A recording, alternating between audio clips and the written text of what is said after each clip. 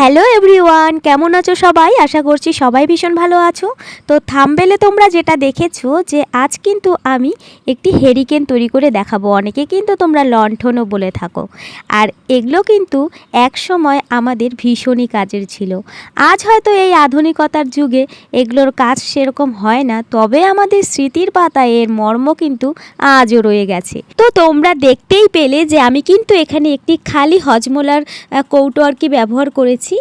আর এখানে নিচের দিকটাকে বানানোর জন্য কিন্তু দুটো খালি কৌটোর মুখও আমি ব্যবহার করেছি, ওপরেও ঠিক তাই।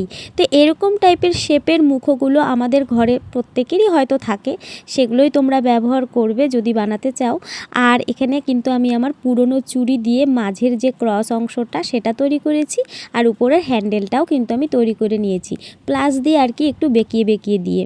তো পুরোটা আর ভিডিওতে নেওয়া সম্ভব হয়নি। যাই হোক, তারপর কিন্তু কালার করার পরে ফাঁকা ফাঁকা লাগছিল বলে আমি কলকা ডিজাইন করেছি একটু যাতে ইউনিক লাগে। তো কেমন হয়েছে তোমরা জানিও, আর ভালো লাগলে কিন্তু তোমরা লাইক করো। আর এরকম ধরনের ভিডিওকে পেতে কিন্তু আমার চ্যানেলটাকে অবশ্যই সাবস্ক্রাইব করে রেখো।